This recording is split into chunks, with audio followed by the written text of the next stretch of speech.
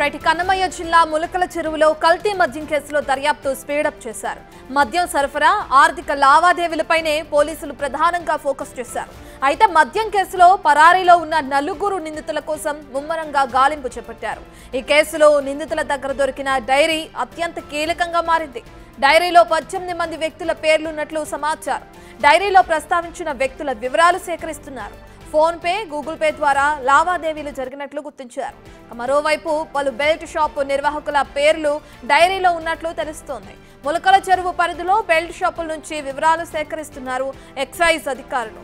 ఇక కురబలకోట, కొత్తకోట మండలాల్లోనూ కల్తీ మద్యం సరఫరా జరిగిందనే కోణంలో దర్యాప్తు జరుగుతుంది. కల్తీ మద్యం సరఫరా కేసులో రాజకీయ నాయకుల ప్రమేయంపై విచారణ చేస్తున్నారు. మోటార్ ద్వారా మాన్యువల్ గా కాకుండా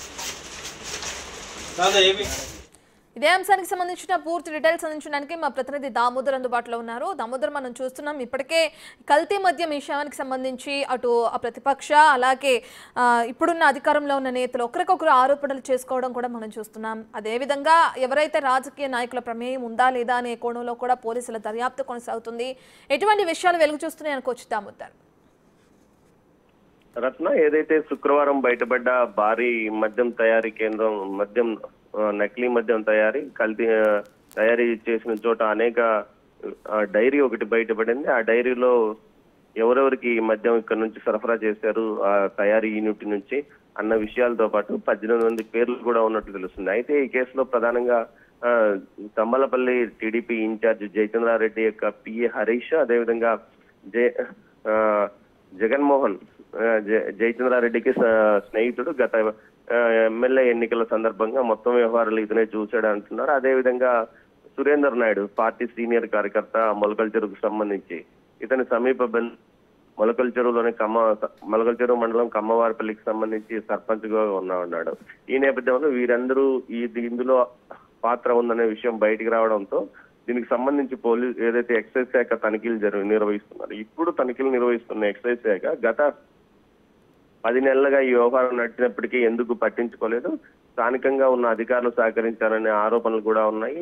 సురేందర్ నాయుడుకు సంబంధించిన తోటలో ఎక్సైజ్ పోలీసు తనిఖీలు నిర్వహించినప్పుడు అక్కడ ఏదైతే బీరు బాటిల్ కూడా పెద్ద సంఖ్యలో ఖాళీ బీరు బాటిల్ పెద్ద ఎత్తున లభ్యమైనట్టు తెలుస్తుంది. దీంతో పాటు మరికొంత మద్యం సంబంధించిన డంప్ కూడా అక్కడ దొరికినట్టు తెలుస్తుంది. మొత్తం మీద దీని వెనుక ఎవరున్నారు అన్న కోణంలోనే ఇప్పుడు ఎక్సైజ్ శాఖ దర్యాప్తు నిర్వహిస్తుంది. దీన్ని ఏదైతే సిఐడికి ఇచ్చే అవకాశం ఉన్నట్లు కూడా తెలుస్తుంది. మొత్తం మీద అయితే జగన్మోహన్ రావు విజయవాడ సమీపంలోని ఇబ్రహీంపట్నం ప్రాంతానికి సంబంధించిన వ్యక్తి ఇక్కడికి వచ్చి ఈ విధంగా డంప్ నిర్వహిస్తున్నాడంటే ఖచ్చితంగా ఇతనికి స్థానికంగా రాజకీయ అండదండలు అధికార పార్టీ నుంచే ఉంటాయంటూ కూడా తెలుస్తుంది. అయితే అధికార పార్టీతో పాటు ప్రతిపక్ష పార్టీకి సంబంధించిన వ్యక్తులు కూడా, అంటే గతంలో వైసీపీ నుంచి టీడీపీలో చేసిన జయచంద్రారెడ్డి ఆ వర్గానికి సంబంధించిన వారిని కొంతమందిని కలుపుకొని ఈ ప్రాంతంలో ఈ విధంగా చేశాడనే ఆరోపణలు కూడా ఉన్నాయి. మొత్తం మీద చూస్తే ఈ కేసుకు సంబంధించి ఎక్సైజ్ శాఖ మరికొంత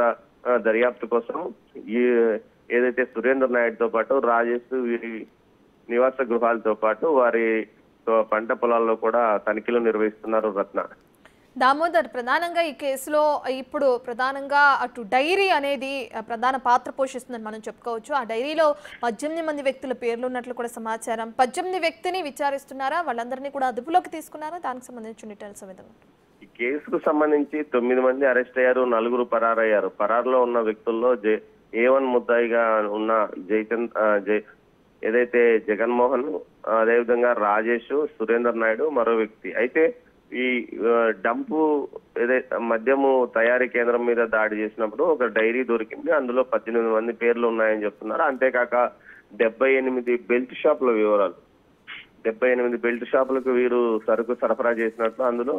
దీంతో పాటు నగదు ఏదైతే అమౌంట్ మొత్తం గూగుల్ పే, ఫోన్ పే ద్వారా ఇతర యూపీఐ పద్ధతులతో పాటు ఏదైతే క్యాష్ ఎంత తీసుకున్నారో అన్న వివరాలు కూడా అందులో ఉన్నట్టు తెలుస్తుంది. ప్రతి నెల సుమారు 10 కోట్ల మేర వ్యాపారం జరిగినట్లు ఒక పోలీసు ఏదైతే ఎక్సైజ్ శాఖ భావిస్తుంది. మొత్తం మీద సత్యసాయి జిల్లా, అదేవిధంగా కడప, అన్నమయ్య జిల్లా, ఈ 3 జిల్లాల పరిధిలో వీరు ఈ విధమైన కల్తీ మద్యాన్ని బెల్ట్ షాపుల ద్వారా అమ్మినట్టు తెలుస్తుంది. అదేవిధంగా అయితే జాతరలు ఇలాంటి పర్వదినాల సందర్భంగా పెద్ద ఎత్తున ఈ బెల్ట్ షాపులకి సరుకును సరఫరా చేసినట్టు తెలుస్తుంది. 3 బ్రాండ్ల పేర్లతో ఈ విధంగా వీరు ఓకే రైట్ అమ్మకాలు కొనసాగించినట్టు తెలుస్తుంది Ratna. Right thank you Damodar.